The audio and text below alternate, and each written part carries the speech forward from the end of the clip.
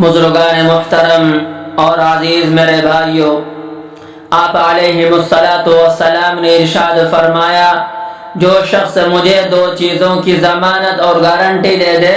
تو میں اس کو جنت کی گارنٹی دیتا ہوں۔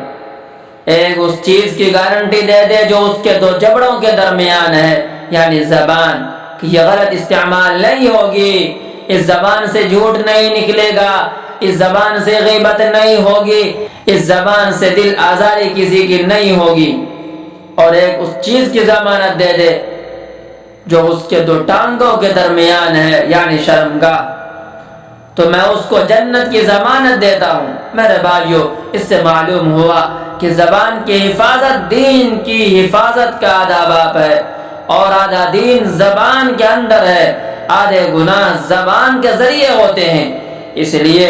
اس زبان کی حفاظت ضروری ہے۔ ایک صحابی ہے حضرت عقبہ بن عامر رضی اللہ عنہ، وہ فرماتے ہیں، میں نے آپ علیہ السلام سے سوال کیا، یا رسول اللہ، نجات کا کیا طریقہ ہے؟ یعنی آخرت میں عذاب جہنم سے نجات ہو جائے اور اللہ تعالی اپنی رضا مندی عطا فرما دے اور جنت میں داخلے فرما دے، اس کا کیا طریقہ ہے؟ تو آپ علیہ السلام نے اس سوال کے جواب میں 3 جملے ارشاد فرمائے۔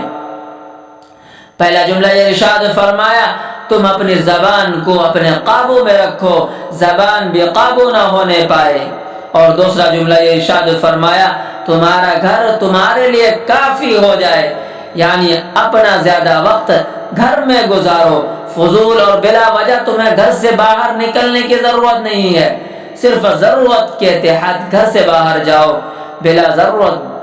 باہر مت جایا کرو، تاکہ باہر جو فتنے ہیں ان کے اندر مبتلا نہ ہو جاؤ۔ اور تیسرا جملہ ارشاد فرمایا، اگر کوئی غلطی، کوئی گناہ یا خطا تم سے سرزد ہو جائے تو اس غلطی پر رونے کا مطلب یہ ہے کہ اس سے توبہ کرو اور اس پر ندامت کا اظہار کر کے استغفار کرو۔ اگر خود سے غیر اختیاری طور پر رونا نہ آئے تو اس میں کوئی حرج نہیں، لیکن گناہ پر دل سے نادم ہو کر اللہ تعالیٰ کے حضور توبہ استغفار کرو، یا اللہ مجھ سے غلطی ہو گئی، آپ معاف فرما دیجیے۔ ایک حدیث میں آپ علیہ السلام فرماتے ہیں، جب صبح ہوتی ہے تو انسان کے جسم کے اندر جتنے اعضاء ہیں وہ سب زبان سے مخاطب ہو کر یہ کہتے ہیں، اے زبان تو اللہ سے ڈرنا، اس لیے کہ ہم تو تیرے تابع ہیں، اگر تو سیدھی رہی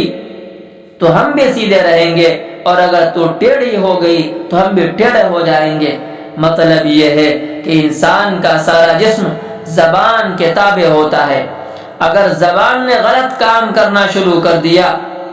تو اس کے نتیجے میں سارا کا سارا جسم گناہ میں مبتلا ہو جاتا ہے، اس لیے وہ زبان سے کہتے ہیں تو سیدھی رہنا، ورنہ تیرے کرتوت کی وجہ سے ہم بھی مصیبت میں پھنس جائیں۔